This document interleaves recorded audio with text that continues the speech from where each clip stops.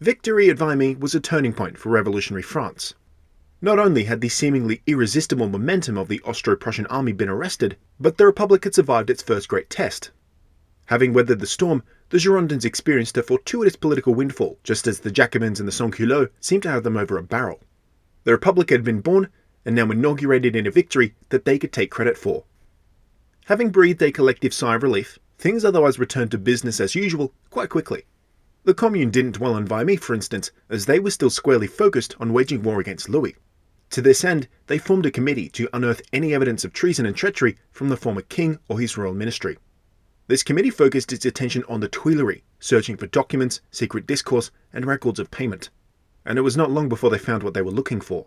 But it would be a little while before these revelations were made public. For now, the National Convention first convened on September 20th for their preliminary session. Like its old counterparts, the convention was riven by a hodgepodge of ideologies and backgrounds. Overrepresented were the middle class and intelligentsia, of whom most were lawyers, the exact kind of men benefited by liberal economic and political reform.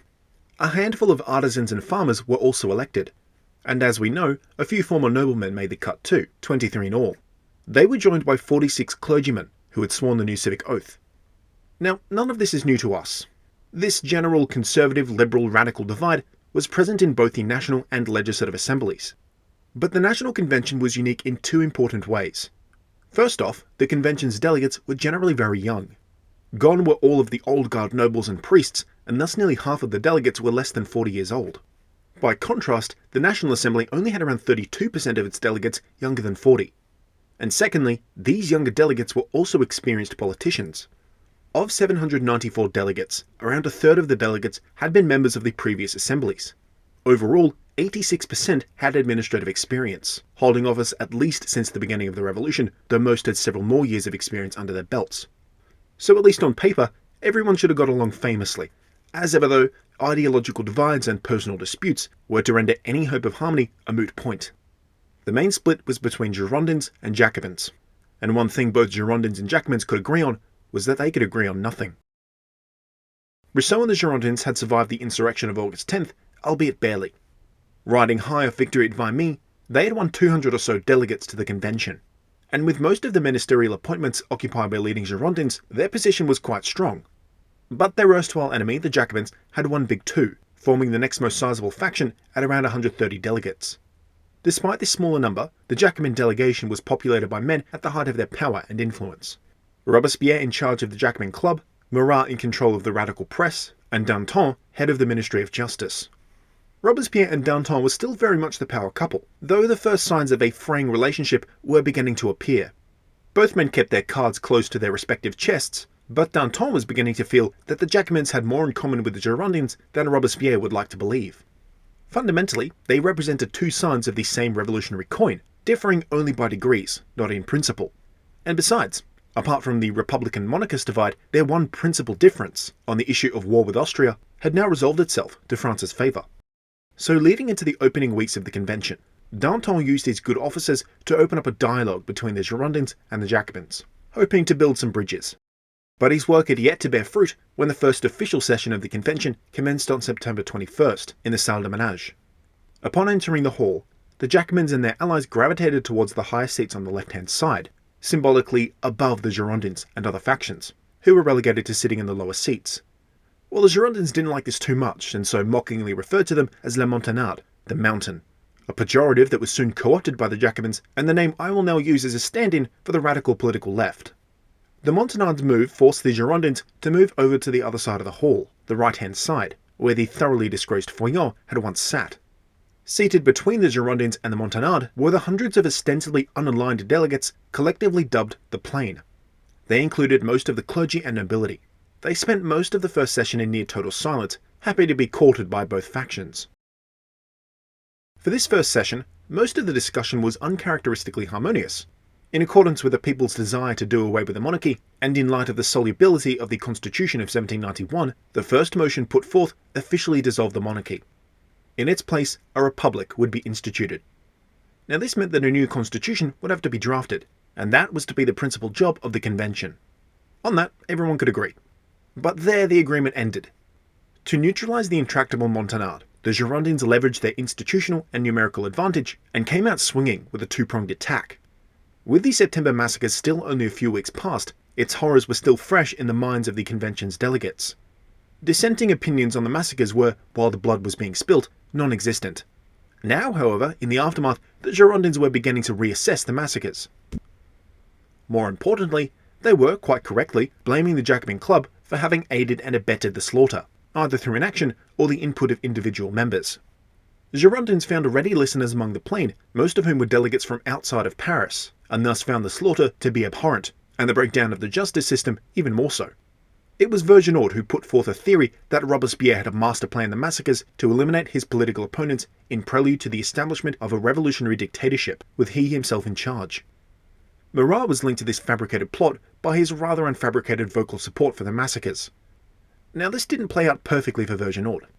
To be honest, most of the Plain for whom this stunt was intended to sway still mulled about in silence, wondering when they'd get down to the nitty-gritty of government.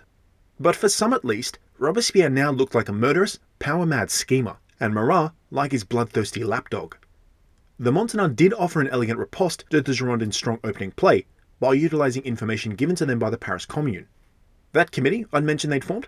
Well, they'd found some juicy stuff.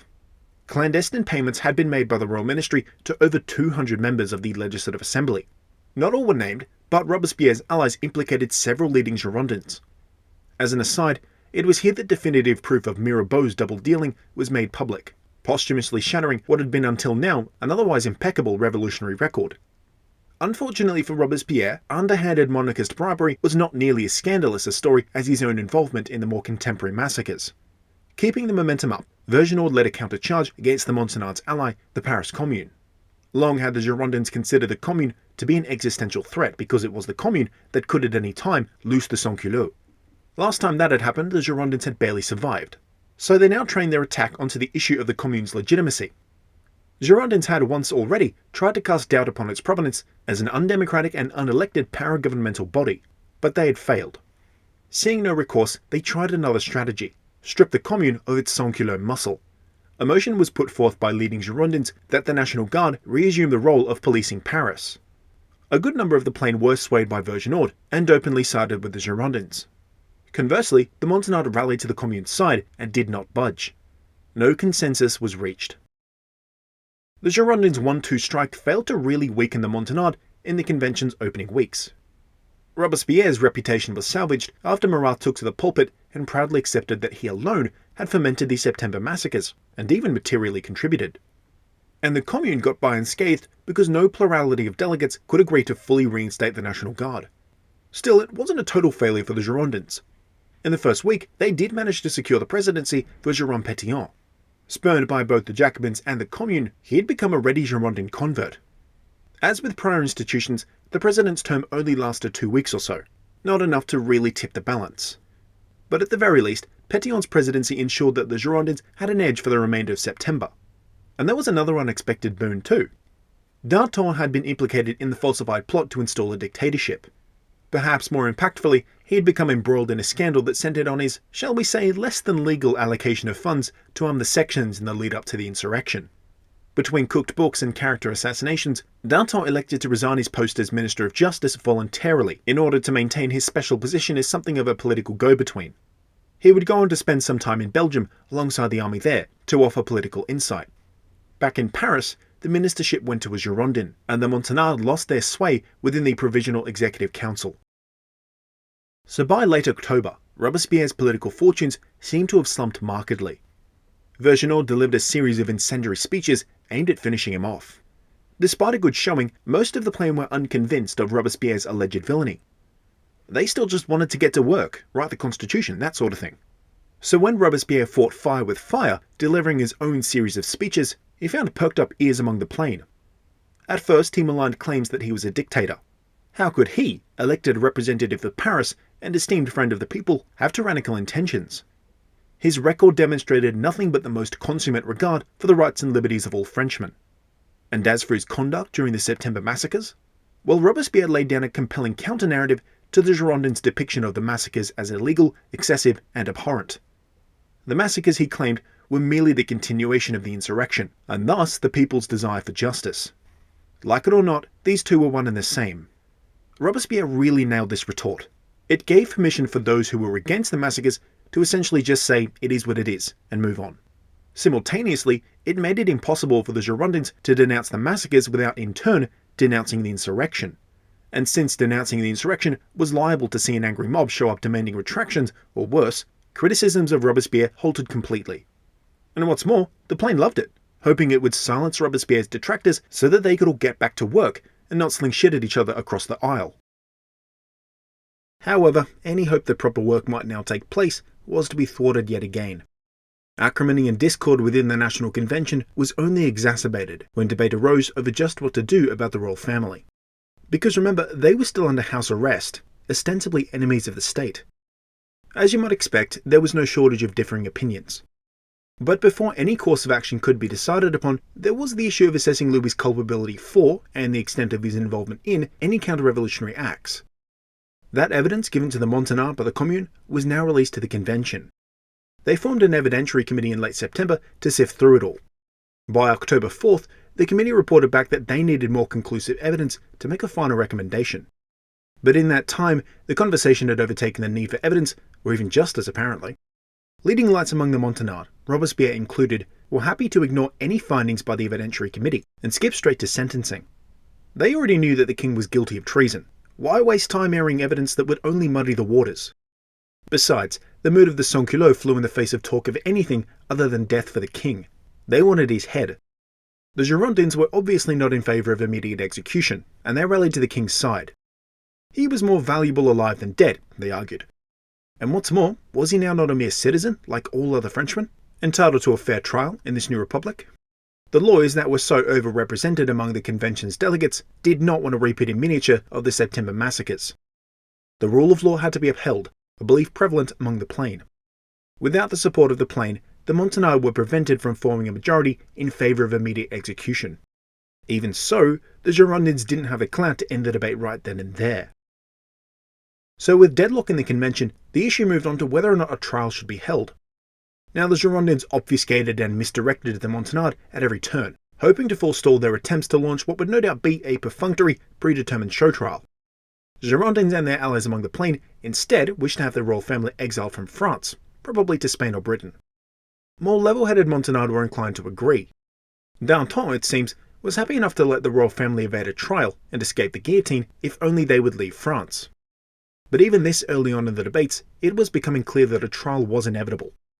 Enough members of the Plain wanted one, enough to shift the debate to the Montagnards' favour. So the Girondins changed tack in early October to support for a trial with a hope to influence the form of the trial enough to provide a fair trial, one that might result in their preferred sentence of exile. For this purpose, a small committee was formed to investigate just what this trial might look like. It was chaired by an experienced lawyer and Girondin-aligned delegate of the Plain, Jean-Baptiste Maille. The decision on whether or not the trial would actually proceed was still hotly contested, even as Maille's committee explored uncharted legal waters. And this debate raged through the rest of October and into early November, culminating in a triumphal address made by Robespierre on November 5th, right in the midst of his Cromwellian dictatorship scandal. For the first half of the night, the Girondins tried to depict Robespierre as a dictator, but these arguments didn't really hold any water. So moving on, the Girondins had spent the rest of the night blaming the Jacobins, and Robespierre in particular, for the September massacres. To persuade the Plain, they harped on about the illegality of the massacres, how it set a bad precedent, how Robespierre was willing to flaunt the law and let the sans-culottes run rampant. This was a solid argument, and had Robespierre not been a quick wit, it might have been enough to permanently tarnish his reputation. But Robespierre was a quick wit, and took the argument in stride.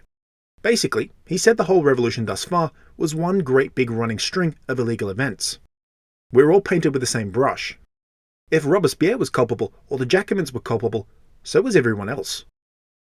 Why do you not prosecute the Commune, the Legislative Assembly, the sections of Paris, the assemblies of the departments, and all who imitated us?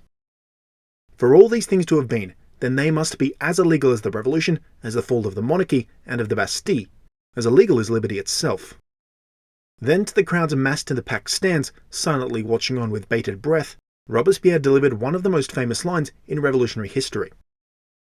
Citizens, do you want a revolution without a revolution? What is this spirit of persecution which has directed itself against those who freed us from chains? In reference to the massacres themselves, he said, "The French Friends of Freedom, meeting in Paris last August, acted on this matter of prisoners on behalf of all departments.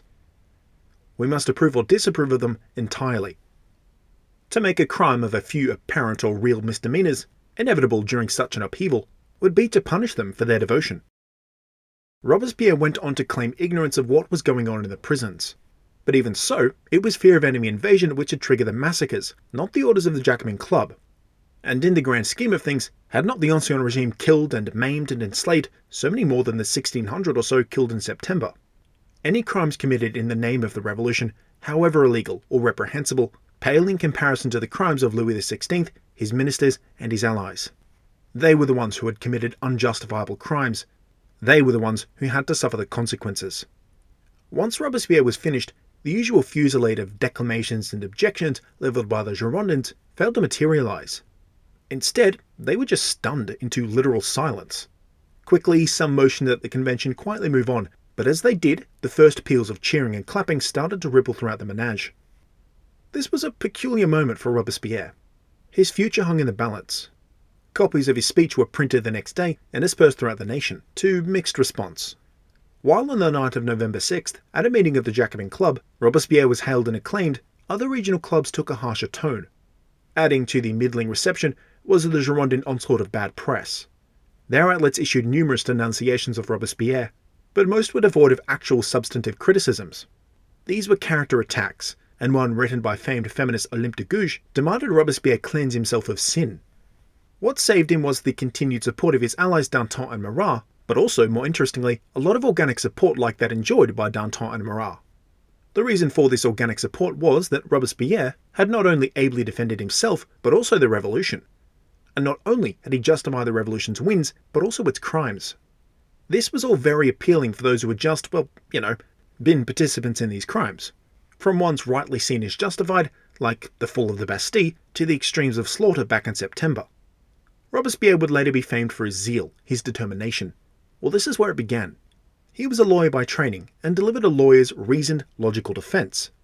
But fighting for his life, he delivered it with passion. So now famed for his passion, Robespierre's reputation for zeal became a self-fulfilling prophecy. People heard he was a zealous revolutionary, so the otherwise quiet and reserved Robespierre played the part, from this day onward coming to embrace his reputation as a firebrand. The Girondins attempted to steal Robespierre's thunder as best they could, and claw back support for a trial by calling for the evidentiary committee to deliver its final report. With some luck, there'd be mounds of evidence to sift through, something only a comprehensive trial could get to the bottom of. But the Girondins were left high and dry.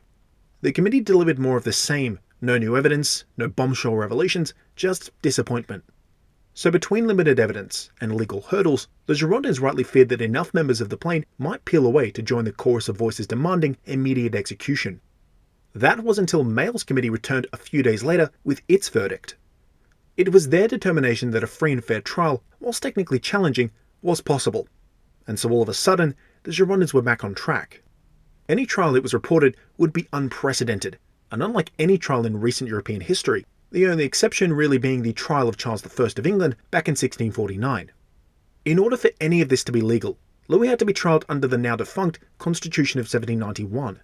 It was, after all, the binding legal framework in effect during Louis's late reign. But there was a problem. Under the Constitution, Louis was a sovereign, an extra legal entity on par with an institute of government.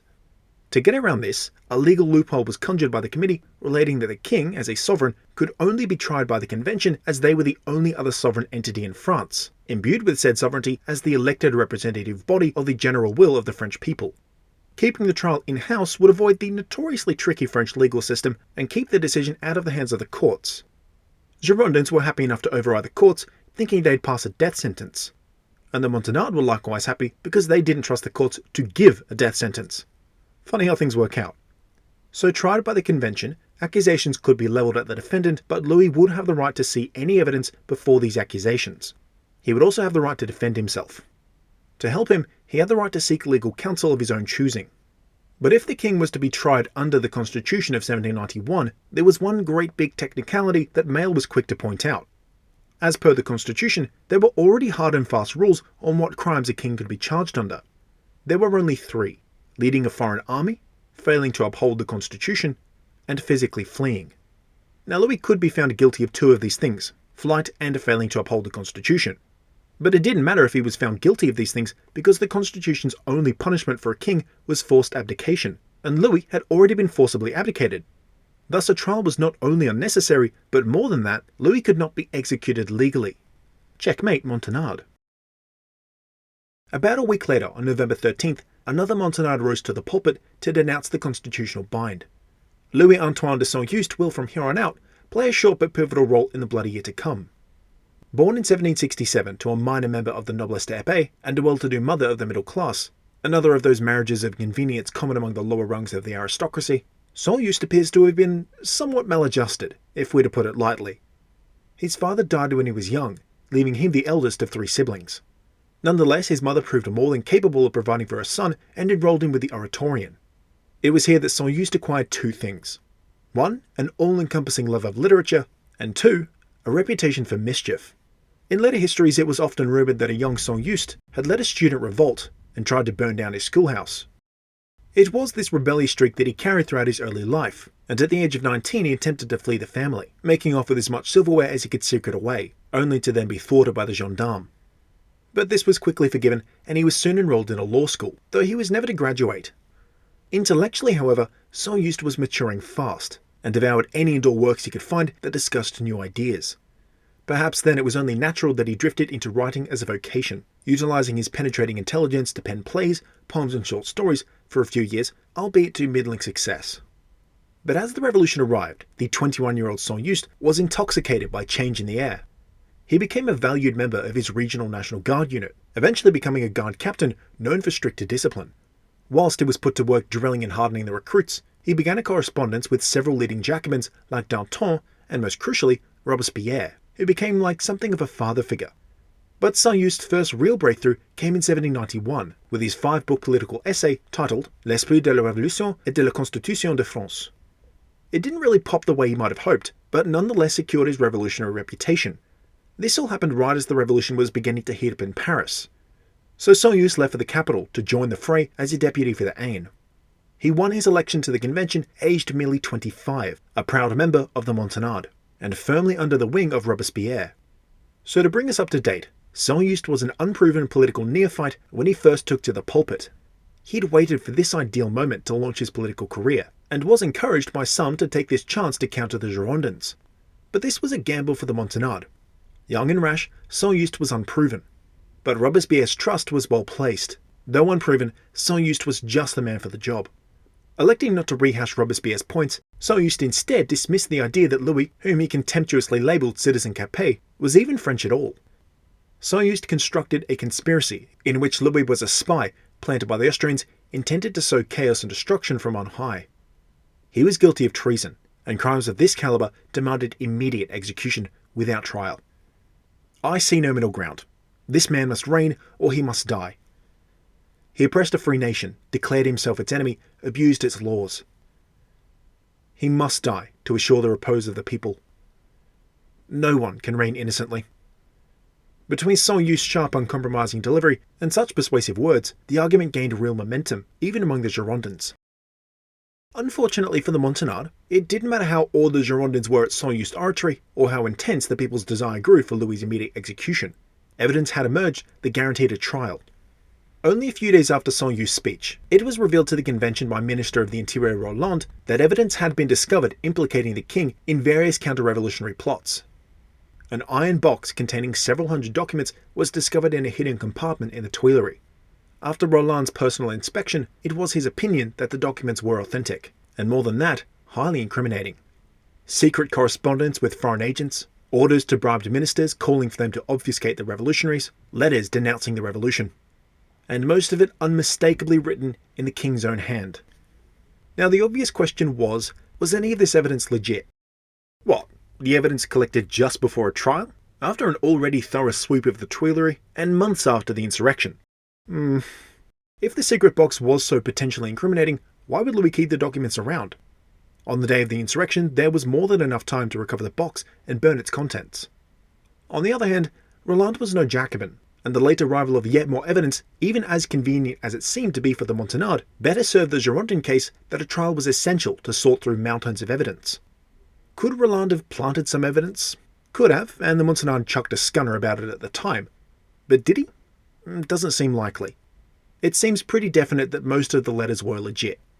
Either way, the Iron Box only confirmed that a trial was definitely needed. Still, the Montagnard were adamant that no amount of evidence meant anything at all.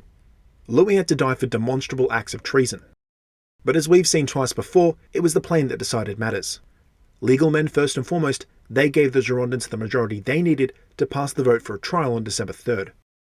By December 6th, another committee, again headed by Maille, was established to draw up these specific accusations to be levelled against Louis. Maille's committee returned on December 10th, with Robert Lindet having written a mostly chronological list of accusations. Beginning with the Convention of the Estates General, the list contained 33 charges. Some true, some false, some provable, and some not. Losing no time, the convention summoned Citizen Capet the next morning for an examination. With then-President Bertrand Barrère presiding, Maille took to the pulpit to address Louis, who sat centrally in the main hall, observed by hundreds of delegates and public onlookers. The list of accusations was comprehensive, very thorough work by Lindet. Maille began by claiming Louis had formed, quote, a multitude of conspiracies, and was guilty of destroying liberty. He then laid out the charges. With his hallmark composure and brevity, Louis retorted that he had acted within the law, and if not, in his own defence. But a few points did hit home. When the accusations were reiterated so that Louis might respond to each, he was confronted with definitive proof of his treason. Letters clearly penned in his flowing style and documents dictated or drafted by Louis. His default response was to blame faulty ministers, feign ignorance, or more often than not, outright lie. Once the charges were laid, Barrère then launched into a public interrogation, asking some pretty cutting questions. He demanded to know if the king's attempt to travel to Saint-Cloud for Easter services, way back in April of 1791, was in fact an early, abortive attempt to escape. Louis kept his cool, and not having to lie for a change, replied that it was not, in fact, an escape attempt. But Barrère kept ratcheting up the heat. He reproached Louis for his frequent deployment of the suspensive veto to block objectionable laws. Again, calmly, Louis replied that he could do so under the provisions of the Constitution. He had done no wrong. But in the cramped, stuffy hall, his composure soon cracked.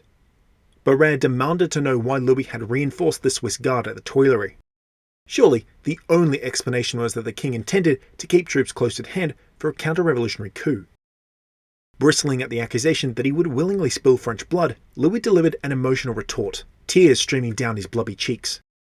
A while later, Louis was presented with yet more evidence of his crimes. Letters clearly written by Louis himself were pretty irrefutable proof. However, he refused to identify his writings, leaving it up to Barrère to wrap things up. Asking if Louis had anything else to add, he asked only to read the list of accusations so as to examine the claims, quote, minutely. His request to have a lawyer assist him in querying the accusations, however, was denied. After some further cross-examination from the convention, Louis was released, returning to his house arrest in the Square du Temple. Along with his family, he'd been imprisoned for nearly 4 months.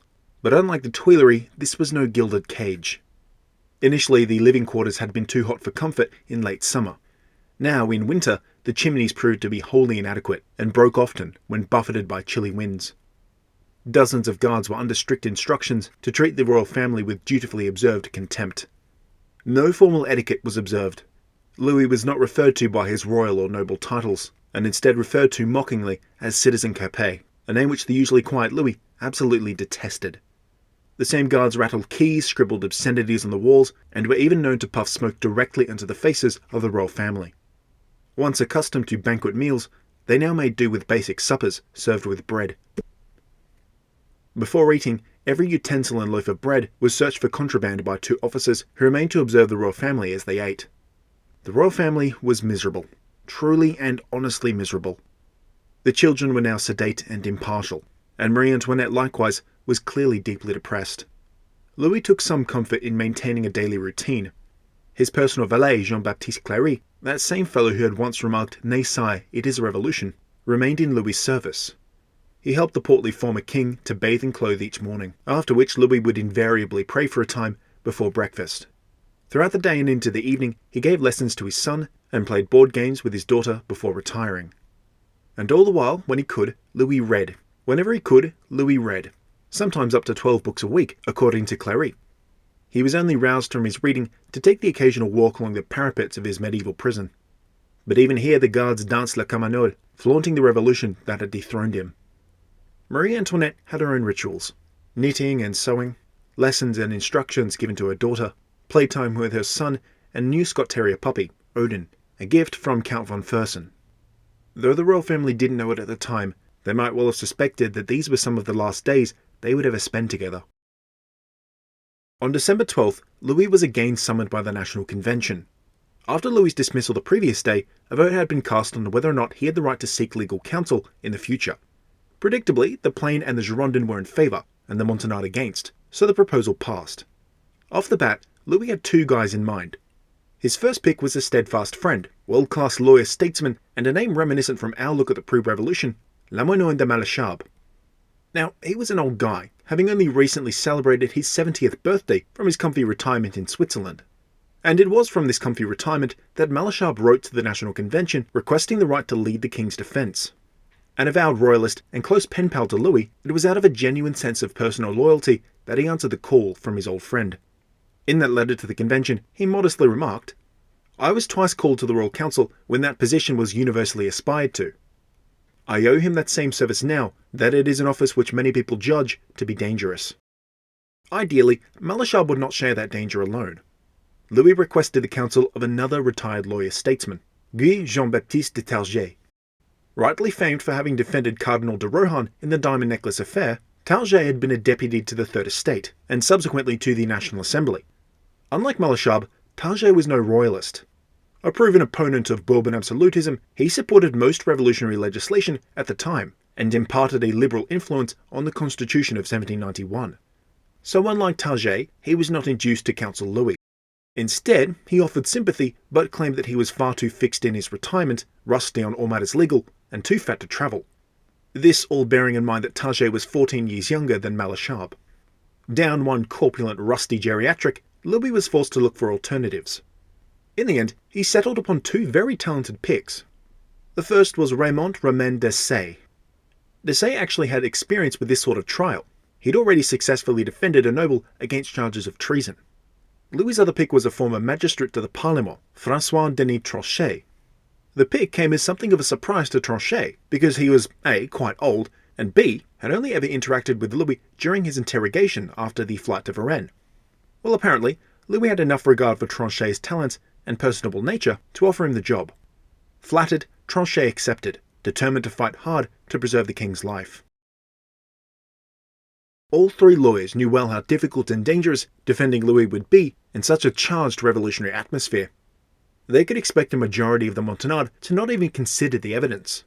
Oh, and on the topic of the evidence, all that written correspondence and documentation did prove Louis's complicity in at least some counter-revolutionary conspiracy. It would all count for a lot on charges of treason. As had happened before, Louis refused to be of any help, and he stubbornly refused to identify his own handwriting. Thus, in an early setback on December 15th, the convention just declared all the evidence to be genuine, no exceptions. This really tied the hands of the defense. Regardless of its authenticity, the evidence was going to be considered proof of guilt. So from the beginning, any lawyer would tell you that it would be impossible to convince the convention of Louis's innocence. But none of this mattered to Louis, because he was convinced of his innocence. Thus, when the council was given the evidence on December 17th, they went straight to work building a defence, not asking for leniency. The convention demanded that the defence be prepared for the trial to commence on December 26th. That was a little more than a week away. With such an extremely narrow window, there wasn't going to be time for anything fancy or really based in much evidence. So for this week and a bit, the defence got to work, building a case they knew, owing to Louis's obstinance, was likely doomed to fail. And speaking of Louis, he didn't just sit in his arse, resigned to his fate. He was otherwise quite active in building the case and aiding his counsel. Perhaps, though, he did this to take his mind off of the fact that he could not see his children. For the duration of the trial, he was barred from meeting with them. Many sleepless nights later, the council settled upon a predictably technical, legalistic defence. They would argue that Louis was not responsible for anything that had occurred prior to his swearing in by the Constitution of 1791. Before that time, he'd been an absolute ruler, and thus was not legally culpable. and after his swearing, he had only ever acted within the letter of the law, abiding by the Constitution. On the morning of December 26th, Louis appeared before the National Convention. He was tired and depressed. Since the 11th, he had been kept separate from his family and would be separate from them until the trial concluded. But he was not completely alone. He was flanked by his defense counsel. After some preamble by the convention, Desaix rose to lay forth the defensive case. For 3 straight hours, on the tail end of a week without sleep, he delivered a really bloody good speech. Using a line of attack devised by Malesherbes, he cast doubt on every aspect of the proceedings. The evidence was faulty, legality had been thrown out the window, witnesses were excluded, and the convention was not a court. Then he laid out the heart of the defense. Louis must be spared the death penalty, for he had already been dethroned, the prescribed punishment for a treasonous king. Nowhere in the Constitution is the death penalty prescribed for a king. Beyond that, Louis's conduct was impeccable. Going point by point through Linday's charges, Desaix claimed that Louis had only ever acted within the confines of the law and the Constitution.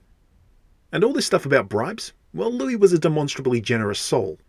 There was, however, one key area in which Desaix might well have tripped, on the delicate issue of Louis's responsibility for many deaths. In particular, attention was focused on Louis's conduct during the August insurrection.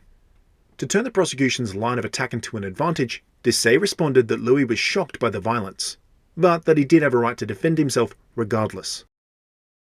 If at this very moment you were told that an excited and armed crowd were marching against you, what would you do? You accuse the king of shedding blood. He that mourns the fatal catastrophe as much as you do? He knows very well that he has not been the author of bloodshed, though he may well have been the cause of it. He will never forgive himself because of this. Moving on, Desaix harkened back to the heady days of the pre-revolution, a time in which Louis had been at the leading edge of reform until the revolution had come along. But when it had, he had been quick to embrace the new, calling for the Estates General. And subsequently he did agree to share power, support the laws of the National Assembly, dismantle the Ancien regime, and further the revolution. In Desaix's words, it was Louis who had granted the French their liberty. This statement set off a series of groans from the Montagnard, and even a few of the plain. This retelling of the early revolution was a distortion at best, and historical revisionism at worst. They knew all too well that Louis had resisted the Estates General, and then the National Assembly, with all of his might, until finally he was forced to cave, and even then he'd been a prick to work with. Quite a few deputies had been there, remember, they'd actually lived through this. After a final appeal to what posterity might make of this trial and its verdict, Desaix made a wise choice, and let Louis himself close out the address. Reiterating that he was deeply saddened by the deaths of so many, Louis did not otherwise concede any ground. He felt not a pang on his conscience.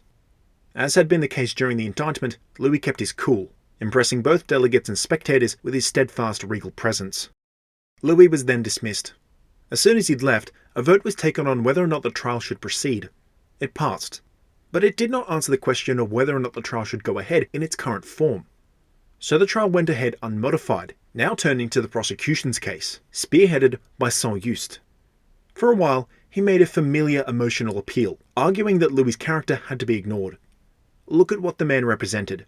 The Ancien regime, monarchy, feudalism, tyranny, injustice.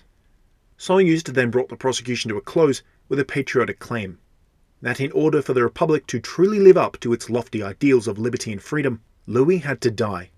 Of course, Brissot vehemently disagreed, retorting that no Republican will be brought to believe that in order to set 25 million men free, one man must die. A vocal support for the king, however, was a dangerous position. Every day and night, the sans-culottes blockaded the homes and lodgings of the Girondins, demanding that the king be killed. But even here there was an opportunity. Not wanting to feel the pressure of the mobs any longer, the Girondins brought proceedings back to the form of the trial. They argued that the trial could not be concluded unless it had the general will of the people on side. Otherwise, all Saint-Just talk of freedom and liberty was mute, was it not? The people, out in the departments especially, had the right to weigh in on the final verdict. So what Brissot called for was a national referendum. This would have 2 benefits for the Girondins. Firstly, it would limit the influence the sans-culottes could exercise over the outcome of the trial by bringing the issue of the king's punishment and the trial itself to a national vote. And secondly, in practical terms, it would take a long while to organise this vote. All 44,000 electoral assemblies would have to be reconvened for the vote. Realistically, it might take months. This, it was hoped, would give the Girondins time to rally support for leniency. This wasn't exactly subtle, and for their part the Montagnards saw through the ruse immediately. Wasn't it a bit rich that Girondins took issue with the form of the trial right now? Hadn't their guy, Maille, been the one to work out the shape of the trial? What's more, it flew in the face of legal equality, as the Montagnard correctly pointed out. Louis was a mere citizen, and referendums were not held to determine the fate of single citizens. It was a transparent play for time. For a few weeks this back and forth dragged on. Press reports on Louis's calm demeanour and forthrightness temporarily swayed public opinion in favour of the king. To make absolutely sure the Montagnards were beat, the Girondins did something very clever. They demanded that those delegates who called for the monarchy to be restored to be put to death. This attack specifically targeted Philippe Égalité, a Montagnard who had done just that. Instead of cutting Philippe loose, the Montagnard rallied behind him, putting Danton, Marat and Robespierre in the doubly awkward position of having to A. Publicly defend a nobleman during the trial of another nobleman, and B. Take a stance against the death penalty, which of course was the exact punishment they wanted for Louis. To make matters worse, Brissot was working overtime, softening up the plain with passionate pleas and claims that the eyes of the world were upon France. To kill a king might invite their wrath. Rich for a man who had single-mindedly led France into a continent-wide war. At this stage, you'd be forgiven for thinking that the Girondins were winning out, but things weren't so cut and dry. The Montagnards didn't take their hits lying down and let fly effective counterattacks. On January 4th, the day Barrére's 2-week term as president came to an end, and Verginaud took over, Barrère managed to make huge inroads with the plain. Bringing things back to brass tacks, he described the fundamental predicament faced by the convention. As a republic, they could not have a monarchy. It was as simple as that. This decision could not be left up to electoral assemblies and a popular vote, as Brissot wanted. That would be cowardice, shirking responsibility, palming a momentous decision off to the people, when what France needed was not deliberation, but determination. When compared with the speeches made by Danton or Robespierre, and especially Marat, Barrére's speech was quite boring, really. No rhetorical devices, grandiose proclamations, or grounding in Enlightenment philosophy, but this was intentional, as Barrère appealed directly to the lawyers among the plain, the men who wanted to make decisions and wanted the rule of law to take precedent. In response, the Girondin-aligned press issued stern declamations of the Jacobins, describing them as the children of anarchy and blinded by rage. Both Verginaud and Brissot penned tracts and delivered speeches aimed at playing to middle-class fears of Jacobin-led economic interventionism, like that championed by Robespierre and Saint-Just. In the end, these Girondin broadsides levelled at the Montagnards, and vice versa, failed to fully sway the plain before voting began on January 4th. To no one's surprise, it was clear that the Montagnards were in favour of execution. The Girondins were going to vote for a pardon. But the plain, not a united bloc by any means, nor ideologically consistent, were not so sure to vote one way or another. So it was going to be the plain who would ultimately decide Louis's fate. A verdict in favour of execution was not a foregone conclusion. So with no clear majority, a crisis was brewing, and things came to a head by mid-January. By now, both Montagnard and Girondin had exhausted all of their legitimate arguments. Personal insults and mutual recriminations were the order of the day. The whole trial had devolved into a vicious shouting match. Fed up, and in order to bring the crisis and the trial to a definitive end, Verginaud was joined by the plain in calling for a marathon continuous session to determine a final verdict. The session would end up lasting 72 hours. Before the National Convention were 3 separate votes to be taken. First, was the king guilty? Second, should the punishment be execution? And third, a final, definitive vote on whether or not a national vote should be called. Voting would be conducted in 2 stages. Marat insisted that a first vote be cast verbally, with each individual delegate stating their yes or no on each of the 3 questions. But of course, immediately there was a problem. The Girondins didn't like the order of the voting. Putting the appeal to the people at the end made their position weaker. If the first 2 votes went guilty and then in favour of death, Verginaud was worried that the final vote would look like a pathetic attempt to subvert the determination of the convention by palming things off to electoral assemblies. So he called for a vote on whether or not the national vote should come first. Here, however, the Girondins came a cropper. To pass the vote, they would need all their strength, but instead there was dissent among the rank-and-file Girondins and their plain allies. Many voted against the proposal. Others, like Maximin Isnard, a nominal Girondin, took the opportunity to switch sides. So the vote failed, resulting in such a massive row between the Girondins and the Montagnards that Verginaud suspended the session. Away from the menage, tempers mellowed. In the corridors outside and the grounds nearby, a compromise was achieved. The national vote would be cast second. The vote on whether or not a death sentence should be passed would now be last on the agenda. With this compromise set, the session resumed. No doubt, however, that the Girondins have to have been a tad concerned. The worrying first signs of dissent were already apparent. And with such critical votes to come, this dissent would prove disastrous for Brissot, Godet, Verginaud, and all the rest. The next day, on January 15th, the vote on Louis's guilt began. As per Marat's proviso, the delegates got up one by one to deliver their votes standing before the bar. This took a long while to plod through, but after several painstaking hours, the results were in.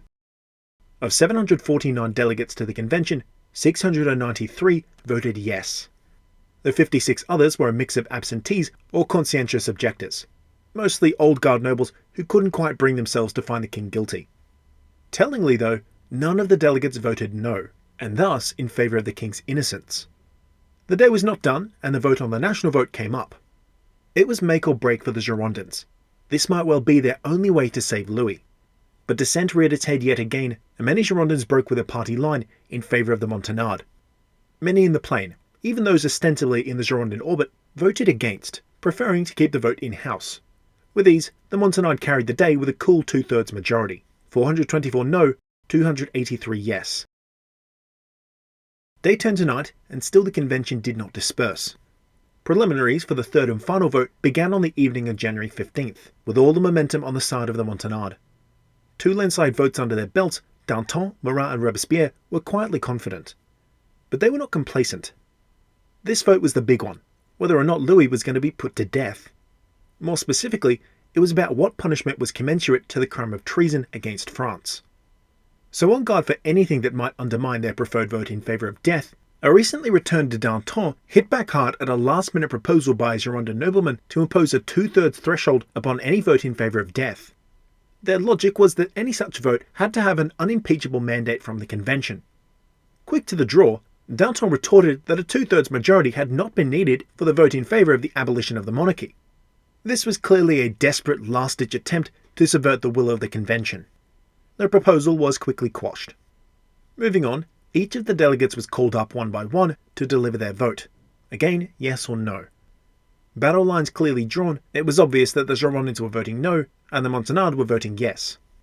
As previously stated though, the plain would be the deciding factor. Well, that, and whether or not the Girondins could overcome their internal dissent. Watching on expectantly were the hundreds of spectators packed into the stands. They'd come from across Paris and across classes to view what they all knew was a vote of incredible historical importance. Silence was imposed, but even still the sans-culottes jeered and cheered as the more well-to-do sipped at orange juice and lemonade. In similarly poor taste was a decision made by the convention to block Louis's defence counsel from taking seat. For 13 straight hours, Malesherbes, Tronchet and Desaix stood to one side as the votes were cast. In alphabetical order, the departmental delegations were called up, with the Aisne first and the Var last. It was pretty humdrum, and things only got interesting when Jean-Baptiste Maille took to the bar to give his vote. He proposed the last-minute Maille amendment, a vote in favour of death, but with a delay of execution, at least until the end of the war, so that the Republic had a bargaining chip in the negotiations. To make this determination, another full-scale vote would be required, thus delaying the final verdict even longer.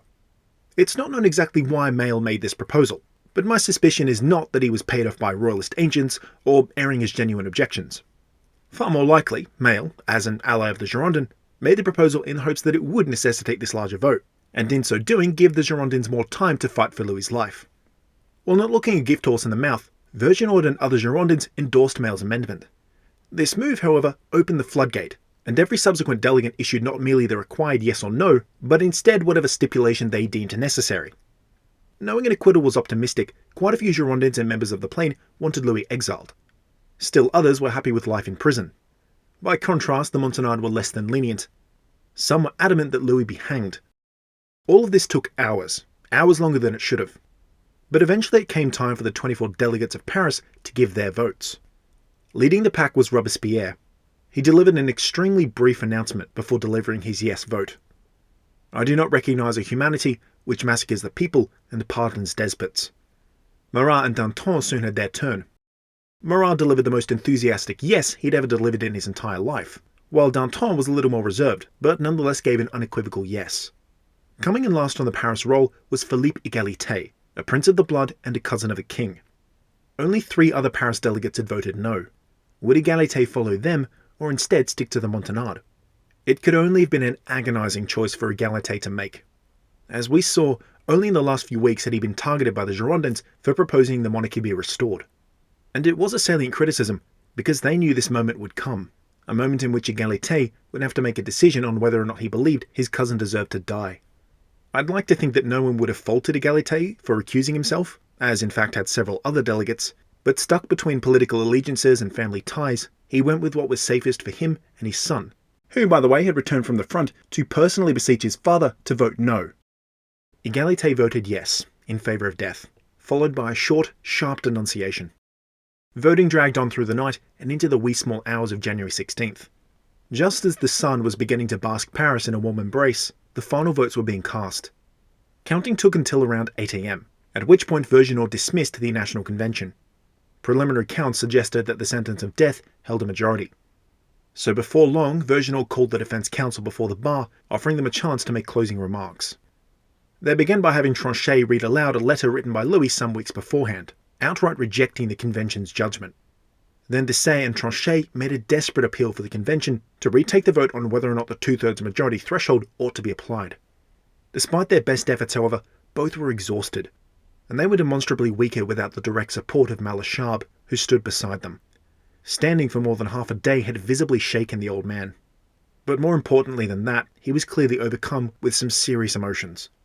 Distraught, and under the pressure of knowing that it was up to him to now conjure, on the spot, a perfect legal argument against execution, or else his friend would be killed. Malesherbes did what any of us would do when the whole world was put on our shoulders. He failed. Tears streaming from his eyes, his face puffy and red, Malesherbes stumbled over his words, at times failing to utter coherent sentences. He delivered his vain address to these dense crowds, sitting and standing in total silence. Girondins, of course, fought back their own tears, but by now it was clear that most delegates and audience members wanted Louis dead. Some thought Malesherbes' hysterics were pathetic, unbecoming of a man of his status and stature. Others were sympathetic. However they felt, all watched on in silence, permitting Malesherbes to fight his hopeless fight, dignity mercifully intact. Through broken sentences, he asked to be given until the following day to prepare his closing remarks. Just completely drained, no one wanted this. It wasn't going to change anything. As Malesherbes trailed off, Robespierre rose, gently bringing the episode to an end. He was kind, but unequivocal, stating that he could forgive tears shed for a friend, but the trial was over. The verdict was delivered. There was nothing more to be said, nothing more to be done. Almost as soon as these results were in, the defence counsel conveyed them to Louis the same morning. As Tronchet and Desaix consoled the king, all of Malesherbes' emotions came spilling out. He was a blubbering, stuttering mess, embracing his old friend for what would be the last time. For his part, Louis had known for quite some time that he would one day meet Madame la Guillotine. One of those many books he had read was a well-worn history of the trial of Charles I, written by David Hume. As Louis followed the history of another monarch, arrested, tried and executed, he saw his own fate spelled out very clearly. So Louis had made his peace. Convinced of his innocence, he had had Malesherbes dictate his will on Christmas Day. But this wasn't much of a legal document, more of a manifesto. After the introduction came Louis's final testament, asking God to receive his soul, in spite of his sins. He then reiterated his undying loyalty to Rome, adherence to the 10 Commandments, and faith in God. He asked God to grant him absolution in his final hours if he were to be found guilty, or a commensurate act of contrition should he live. With magnanimity, Louis pardoned those who had hurt him and his family, then going on to ask his friends and allies to watch over his family, wife, son and daughter, as they carried on without him. To his wife, of whom he, quote, had never doubted her maternal tenderness, he asked that she watch over the children, raise them to be good Catholics, to look past temporal pursuits, and, quote, direct their attention to eternity, the only solid and durable glory. Should she too perish, Louis asked that his sister, Elizabeth, take care of the children. Then, for a little while, Louis lamented the tortures he had unwittingly inflicted upon his wife. That she was blameless, and ought not only to be pardoned for any crimes of which she was accused, but most importantly, that she ought to forgive herself, and not live on ridden with guilt. To both the children, he beseeched them to love their mother, out of respect to both her and his memory. On his son and heir, Louis had much to say. Should the unthinkable happen, and the 7-year-old Louis Joseph have the misfortune to become Louis XVII, He must, absolutely must, forgive those who killed his father. Instead, he should reign in accordance with the law, so as to attain the happiness of all his subjects. Despite this gentle touch, Louis reminded his son that a good king must inspire respect by wielding authority fairly. Louis then made his son the head of the family, and again reminded him to forgive and forget. Pointedly, he noted that certain members of the extended royal family had not acted with the king's best interests at heart. He didn't know it at the time, but no doubt even now, Louis suspected that his cousin Philippe Égalité would vote for death. Moving on, Louis earnestly thanked all those who had shown him good courtesy and respect, choosing not to mention them by name lest they too be brought to trial. He then went on to recommend that his son maintain Monsieur Cléry, the family priest, who had been Louis's only source of comfort and confidence for the past few weeks, separate from his family. Louis then asked that all his possessions, clothes, personal items, and especially books, currently held by the Paris Commune, be handed over to his son as convenient. For his guards and captors, Louis expressed regret that they had to keep him locked up and away from his family, and though some had been less than courteous, he forgave them. Singling out those who had been kind, Louis wished them well. To close, he thanked his lawyers, the capable Tronchet, the determined Desaix, and his old friend Malesherbes. Capping it off was his final wish. I conclude with declaring myself before God, being ready to appear before him, that I cannot reproach myself for any of those crimes which have been laid to my charge. In the aftermath of the trial, a recount was taken, but it yielded the exact same results. The Girondins and their allies came out strong, with 319 votes in favour of imprisonment with exile. There were a few outliers. 2 wanted Louis to be kept in France, and another 2 wanted him exiled after the war. 31 voted for death, but with conditions. 23 invoked Maille's amendment. Death, but a stay of execution. But in the end, it was the Montagnards who carried the day. They and their allies among the plain delivered 361 votes in favour of immediate execution. It was a close-run thing, but more than enough to seal Louis's fate. By order of the convention, he was to be executed on the morning of the 21st. Most of the day beforehand was spent going through the motions of normalcy. Louis read and Louis prayed. He prayed a lot. It was only after the sun had set that Louis told his family what was going to happen tomorrow morning. Having been through so much together, this final verdict, though not surprising, was nonetheless a gut-wrenching blow. Marie Antoinette and the children wept bitterly, and Louis joined them, his composure slipping this one and only time. In his final evening with his family, Louis took time to reflect with each of them. Maria Theresa recalled of that long night the conversations that took place. Holding the Queen close, Louis explained in detail what would happen, and that she had to remain strong, for herself, for him, and of course for the children.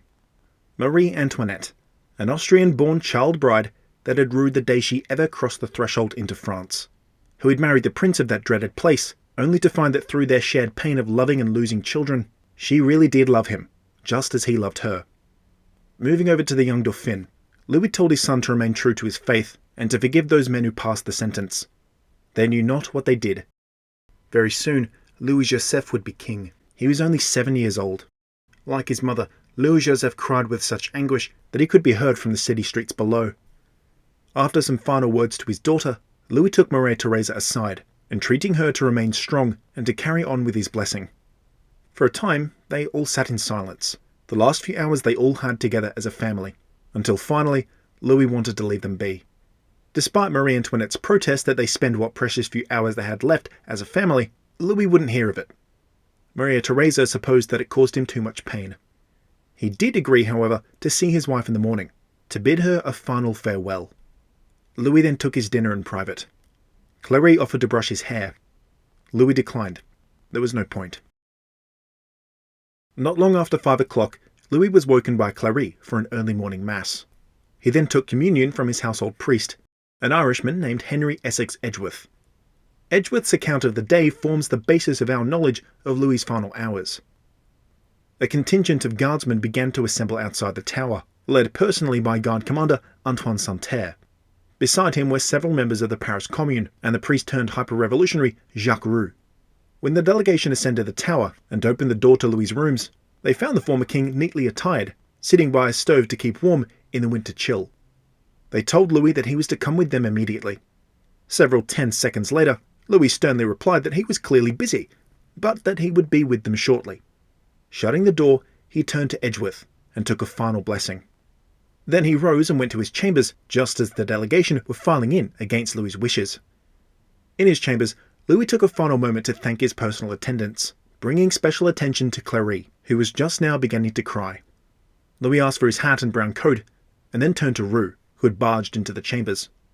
Much to Roux's dismay, Louis tried to give him a parcel containing personal effects and mementos meant for Marie Antoinette. On it was written in Louis's distinctive handwriting, "To the Queen," which at the last minute Louis scribbled out and wrote instead, "To my wife." With deliberate disdain, Roux refused to take the parcel. Instead, another deputy took it. Quite on purpose, Louis broke his promise to his wife and did not bid her a final farewell.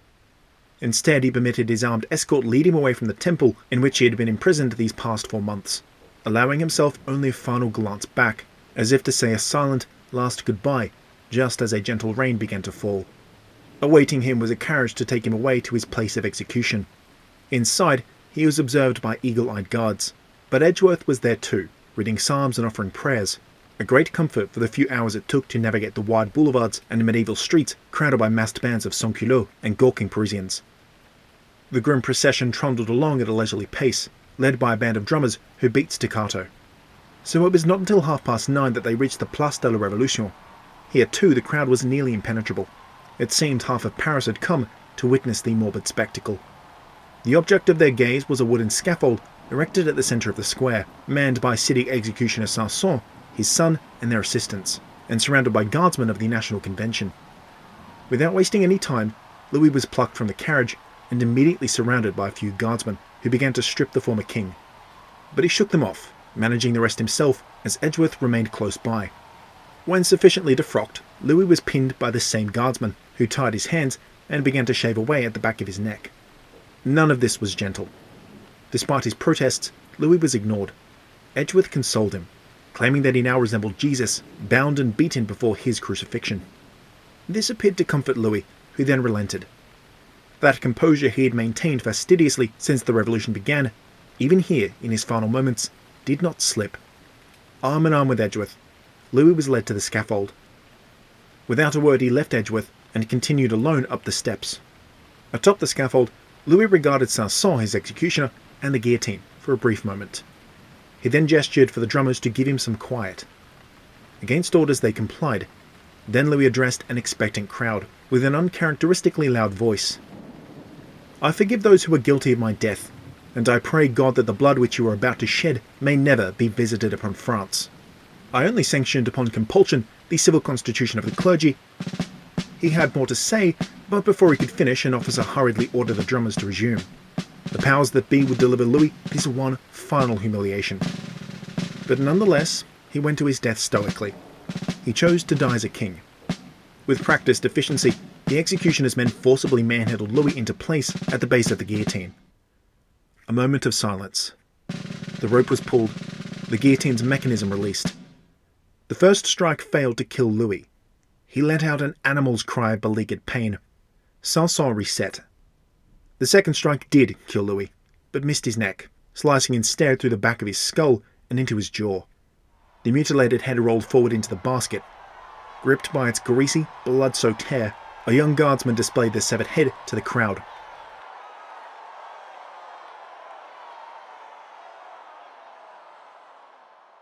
And so it was that Louis XVI, of the House of Bourbon, father, husband, Christian, and king of the French, died.